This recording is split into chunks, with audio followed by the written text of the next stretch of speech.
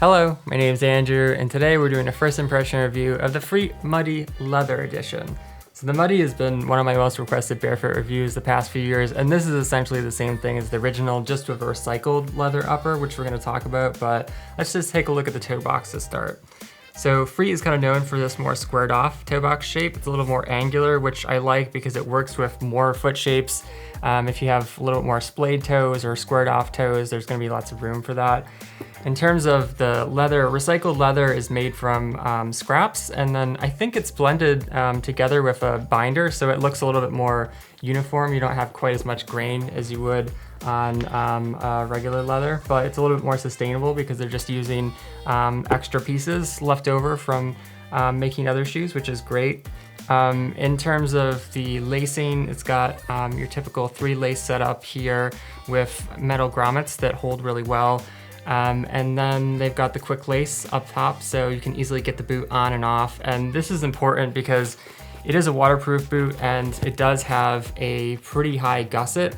So it's nice to have the extra 2 here because it makes it a little bit easier to get the boot on and off. And then around back, it angles down a bit, which is nice for longer hikes because it gives you a little more range of motion so that you don't feel like you're trapped by the collar of the boot, which is something that's important when you have a collar that's a little bit higher like this, like a mid-height.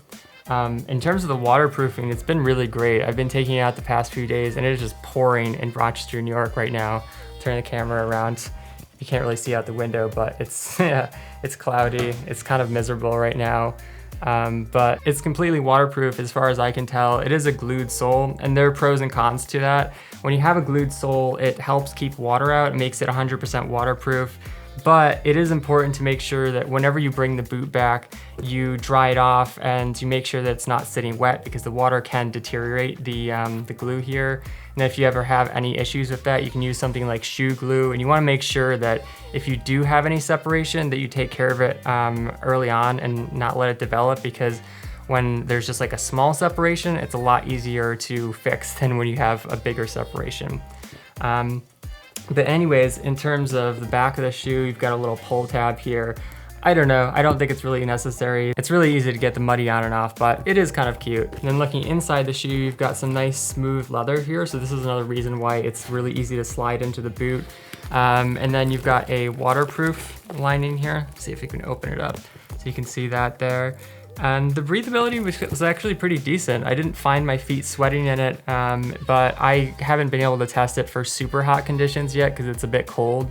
Well, not cold, but cool in Rochester right now. I would say the temperature range for the Mudee is probably like up to like mid 70s and then maybe down to like 10 degrees. I'll have to see when I do the long-term review how low I can get it, but I think generally with a waterproof lining, if you use a pair of Injinji merino wool toe socks like this, that can really help to get down to those super cold temperatures. And FREET also gives you a removable ortholite insole, and this is just super thin, just for a little bit of extra padding or a little insulation.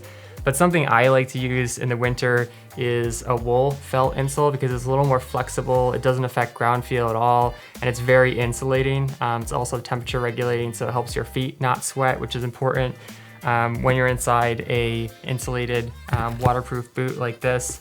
And that's another reason why I like toe socks, because they spread your toes out, and inside a waterproof boot like this, that can really help as well.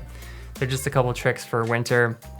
In terms of the sole, it's got a very beefy sole. It's 7.5 millimeters, which isn't super thick. I mean, you can get up to like 10 millimeters and still be kind of a barefoot shoe. So it has some good flexibility this way, but then horizontally, I would say, yeah, it's a little bit more firm. And then the lugs are super beefy, so it's really good for rocks. I was going on like rocks that are around this big, you know, shifting, that sort of thing, or really sharp boulders. It's great for that. As the name suggests, it's also great for mud because there's plenty of room in between the lugs to grip going up and down hills and loose dirt. And especially once you start to bend the shoe, you get even more space in there for a little bit of grip on soft ground. So it's a really versatile tread for any kind of super rocky, super wet, challenging terrain. Also because the lugs are flat and wide, they're gonna wear really well on rocks and roads, any kind of sharp, rough terrain. Obviously, the drawback of that is that there's not quite as much flexibility, so I think these do feel like overkill for just going out on a casual walk. But one other thing that I wanted to mention about them is the grip. You can see when I put some pressure on there, it really holds my finger well. So I think overall, these are a great mountaineering boot. They're a great backpacking boot. Anytime you need something for super challenging terrain where it might be really cold and wet and slippery and lots of rocks and stuff like that. And I'll let you guys know how they perform once winter starts to set in. Oh, and then one last thing to mention about the Mudee before we move on is that I do think that it runs about a half size short. I usually we'll get a 10 to a 10.5, so I went with the 44 and it fits me, but it's definitely snug towards the front, and I feel like if I was wearing maybe 2 pairs of socks, it might be too snug, so I would definitely consider going up a size in the Mudee. All right, so another good barefoot boot option from FREET would be the Impala. This is essentially the same thing, it just has a regular leather upper instead of recycled, and it's also a bit taller, so if you're wearing this in winter or you're planning on going through even deeper type of stream crossings, things like that, this would be a good option. It's also waterproof. Has a similar wide toe box. I thought that it had just maybe a little bit more room than the Mudee, but they're very similar. Also kind of that squared shape, which I like. And then, like I said, has a little bit taller back, but still slanted. So I found them both to be comfortable. I think the collar here is pretty soft, so it didn't really bother me. And like any leather boot, as you wear it, it's gonna become even softer. So I think it's comfortable for longer hikes, backpacking as well. It's got that similar, softer, smoother type of leather in the back or inside the collar of the boot, which makes it easy to slip on. And then you've got a similar setup, except instead of grommets, it's got more flat integrated lace holds, lace loops. And yeah, I've had these on other boots. They hold really well too. Essentially, I just set it up and then I never touch it again with these types of boots, and then I just use the top 2 eyelets when I need to take it on and off. In terms of width, it felt really good. Like I said, there's plenty of room in there, but I do think both these and the Mudee run about a half size short, especially if you're gonna be wearing thicker socks in the winter. In terms of the sole, it's similar to the Mudee. It's 7.5 millimeters, but it's got a little bit deeper tread, and it also has these nibs on there, which provide some really excellent traction on rocks and slippery terrain. Like the Mudee, it's got plenty of spacing in between there, so it can work for muddy conditions, it can work for loose rock type of conditions.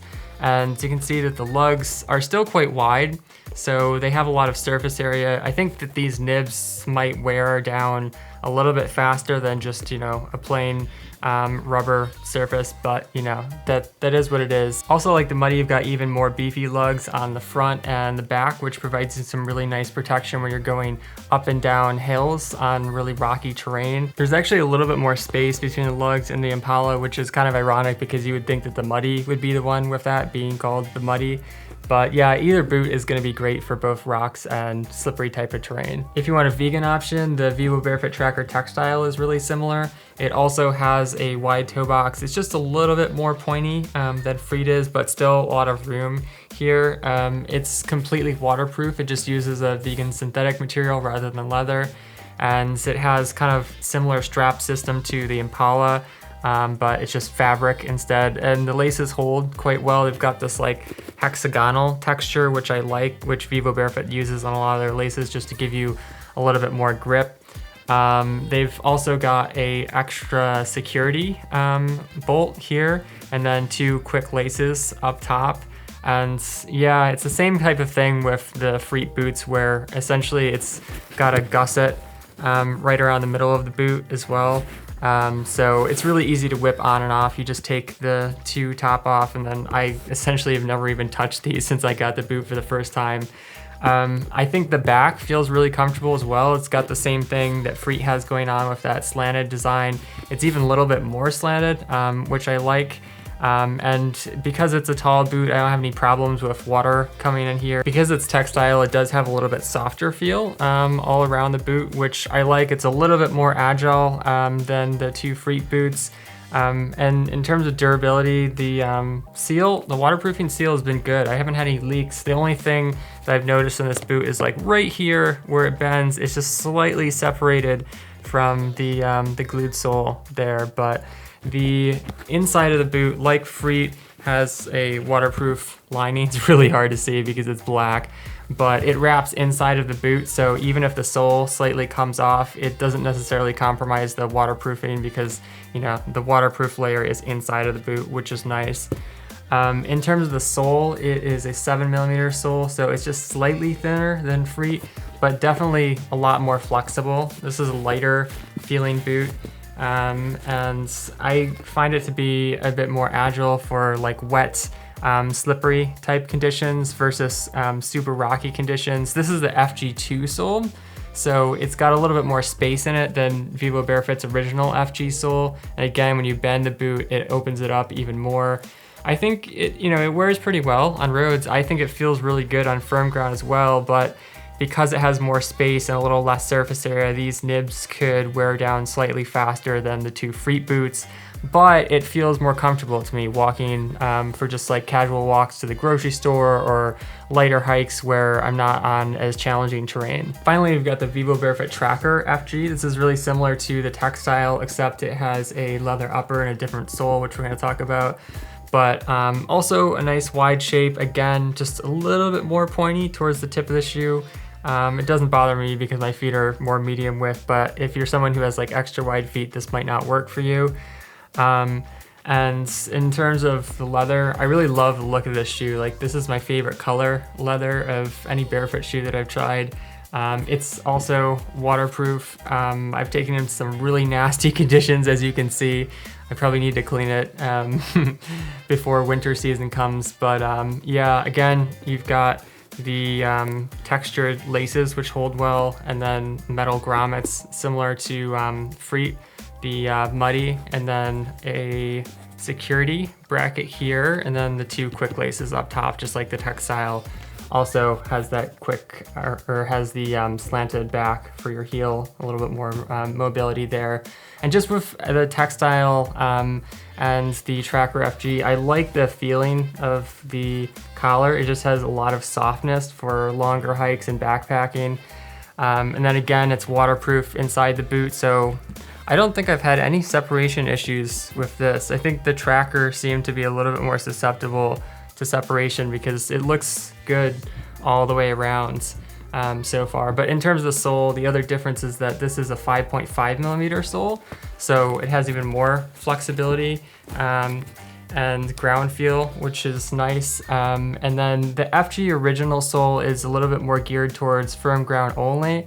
You can take it on, you know, like wet grass or gentle slopes and stuff like that, but the lugs just aren't as deep as the Textile or the two FREET boots. And even when you open it up, they still are pretty close together. So it feels really amazing walking on roads. I use this a lot during the spring and the winter for just like casual walks, but you know, you can take it backpacking as well, just as long as you're not dealing with like bigger stones like this, where it just might not be enough protection, depending on how much callus you have on the bottom of your feet. I have quite a bit, so this boot can probably get me through pretty much anything, but for a lot of people, you might want something more protective. But another thing to consider is that if you are going on like really rugged terrain, this thinner type of 5.5mm sole could wear down faster. And because the lugs are already thinner, once they start to wear down, you'll really get less grip on steep hills and muddy slopes and stuff like that. All right, so that's my first impression review of the FREET Mudee Leather and Friends. But if you'd like to support the channel, you can shop with the referral links down below. Browse and filter more products with the shoe finder tool at my website, barefootwear.org, or watch my zero drop transition video to learn more about barefooting. Finally, if you have a question about the FREET Mudee Leather or about barefoot hiking boots in general, let me know in the comments. Thanks for watching. Catch you next time. Peace.